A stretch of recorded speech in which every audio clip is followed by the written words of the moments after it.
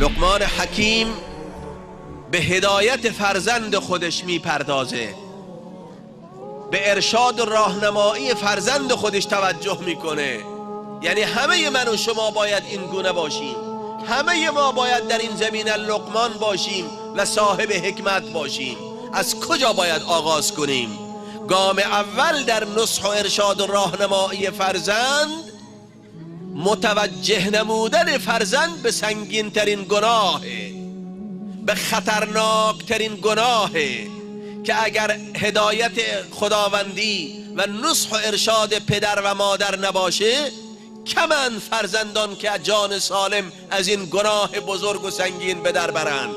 اون گناه سنگین چیست که فرزندان ما باید از اون بیمناک باشند، از اون احتیاط داشته باشند، عباداتشون بدان آلوده نشود. اون شرک است، شرکی که در اثر سهلنگاری، در اثر غفلت و کوتاهی در جای جای شهرها و روستاهای ما ریشه دوانیده است.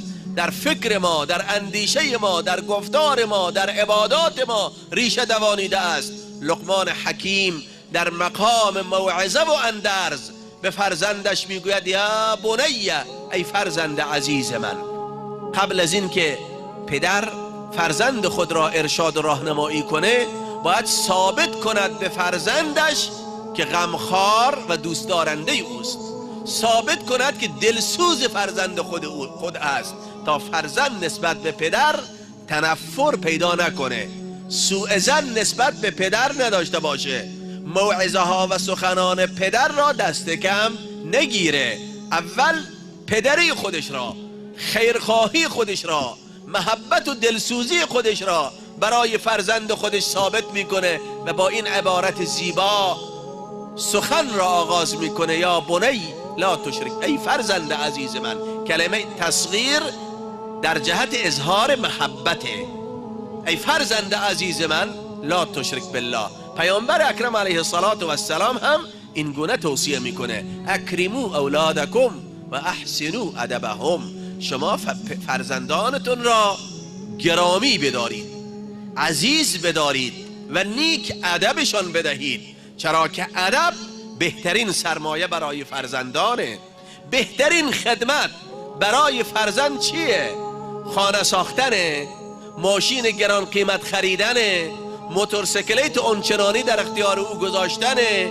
نه، بهترین خدمت عزیزان، جوانان، دامادهای محترم، بهترین خدمت ادب نیک است. ادب بهتر از گنج قارون بود، فزونتر ز ملک فریدون بود. از خدا خواهیم توفیق ادب. بی ادب محروم باشد از لطف رب، و لحاظا سخن را با این کلمات زیبا آغاز میکنه: لا تشرک بالله. میگه شرک به خدا میاور، از شرک پرهیز داشته باش که خداوند متعال هر گناهی را ممکنه ببخشد، اما شرک قابل بخشودن نیست. چرا؟ که این الشرک لظلم عظیم. زیرا شرک ستمی بس بزرگه.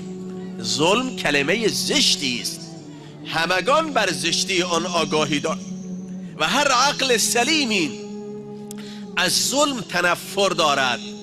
چه برسد به این که خداوند شرک را ظلم عظیم معرفی بکنه و لقمان حکیم به فرزند خودش این مطلب را با کمال امانت و دلسوزی و خیرخواهی منتقل میکنه: ان الشرک لظلم عظیم.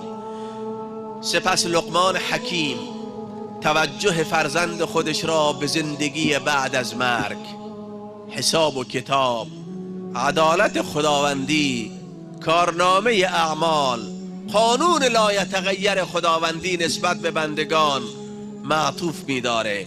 فرزندی که ایمان به خدا داشته باشد، ایمان به آخرت داشته باشد، به حساب و کتاب باور داشته باشد، به پاداش اعمال اعتقاد داشته باشد، چنین فرزندی با چنین دیدگاهی به خود اجازه ظلم و ستم، حق کشی، بیراه رفتن، مرز شکنی، تعدی و تجاوز لجام گسیختگی به خود اجازه نمیده.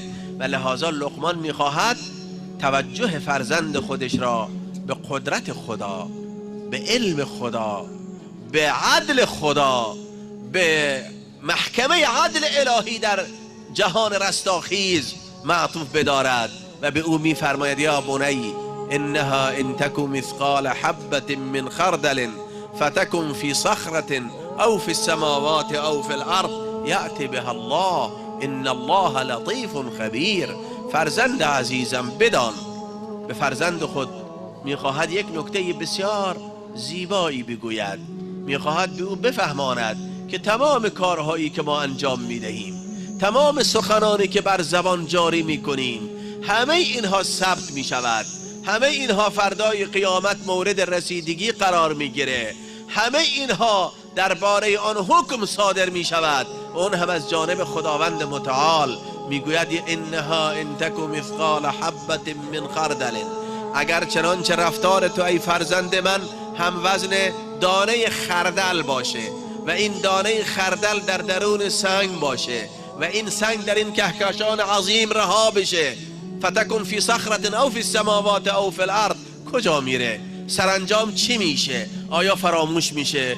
آیا گم میشه؟ آیا از قلم میفته چون کم بوده، چون بی ارزش بوده به نظر خودت؟ نه، میگه یأتی بها الله، خداوند متعال اون عمله که به نظر خودت ناچیز و حقیر بود اون را حاضر میکنه و بر اساس اون داوری میکند. اگر خوبی باشد به 10 برابر پاداش به تو میدهد، ان تکو حسنة یضاعفها، چندین برابر میکنه تا 700 برابر به تو ای انسان پاداش میده. و اگر بدی باشد باز هم جزا داره، عقوبت داره، از قلم نیفتاده، فراموش نمیشود، چون و ما کان ربک نسیا، پروردگار تو فراموش کننده نیست. الذنب البر لا یبلا و الذنب لا ینسى و الدیان لا یموت اعمل ما شئت کما تدین و تدان.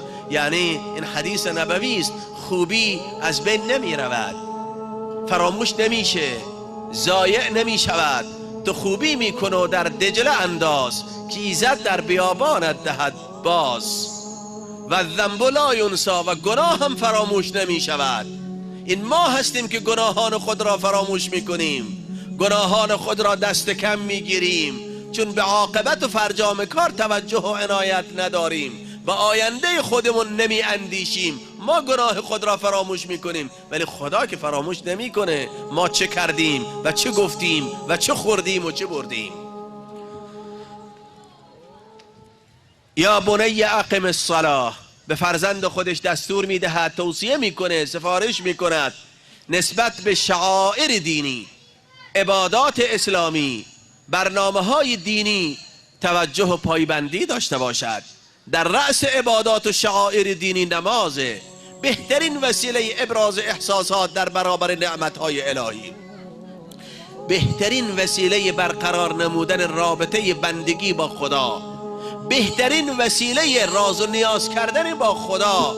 چه عبادتی میتواند دارای این برکت باشه برای انسان؟ هم ذکر خداست، اقم الصلاة لذکری، هم کمک خواستن از خداست، ایاک نعبد و ایاک نستعین، و هم شکر به درگاه پروردگار متعال. همه عبادت ها شکر خداست، تشکر به درگاه پروردگاره. و لحاظا به فرزندش میگوید اقم الصلاة، نماز را درست به جای بیاور. فرزندی عزیزه، مهربانه، دوست داشتنیه، جزء صالحاته، در ترازوی حسنات انسان وزن داره که برپادارنده نماز باشه، اهل دین باشه، اهل مسجد باشه، اهل قرآن و ذکر و یاد خدا باشه، جوانی باشد، فرزندی باشد که در خدمت فرزندان جامعه خودش باشه، در میدان علم پیشرفت داشته باشد، در عرصه معنویت پیشرفت و ترقی داشته باشد،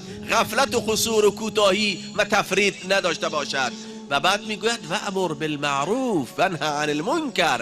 تکالیف اسلامی، برنامه‌های دینی دو جنبه داره، دو بعد دارد. یک بعدش فردیه، مثل نماز بین انسان و خداست، مثل روزه بین انسان و خداست.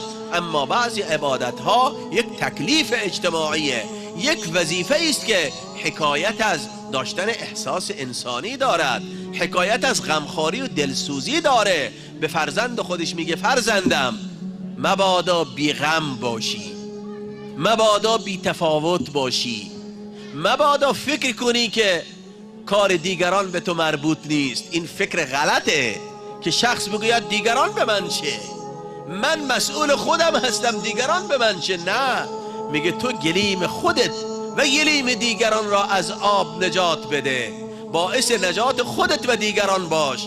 نباید بی تفاوت باشی. در جامعه‌ای که زندگی میکنی باید غم افراد جامعه داشته باشی، باید دلسوز اونها باشی، باید نسبت به تک تک اونها اهتمام داشته باشی. بی توجه نباش.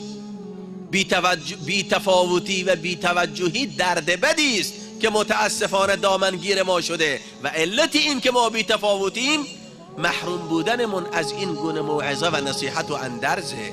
اگر پدران به فرزندانشون در همون سن 7-8 سالگی به اونها شخصیت بدهند، به اونها بفهمانند که مسئولیت سنگین دارند، اونها هم میتوانند اظهار وجود کنند، خود را باور کنند و به جامعه خودشون خدمت کنند در قالب امر به معروف و نهی از منکر. و چه خدمتی ماندگارتر و با برکتتر از امر به معروف و نهی از منکره که ما به فرزندان خودمون توصیه بکنیم و به آنها بگوییم امر به معروف و نهی از منکر را فراموش نکنند. آنها مسئولیت سنگین بر عهده دارند، مبادا بی غم و بی تفاوت و بی درد باشند. مشکلی که ما داریم بی دردیه و بی تفاوتیه که امیدواریم با عنایت به این توصیه های قرآنی و این بیان زندگی نامه لقمان حکیم ما هم نسبت به جامعه خودمون حس مسئولیت داشته باشیم. امر به معروف و نهی از منکر از فرائض دینی و تکالیف اسلامی و توصیه های قرآنی و راهنمودهای نبوی است که باید بدان عنایت و توجه شود.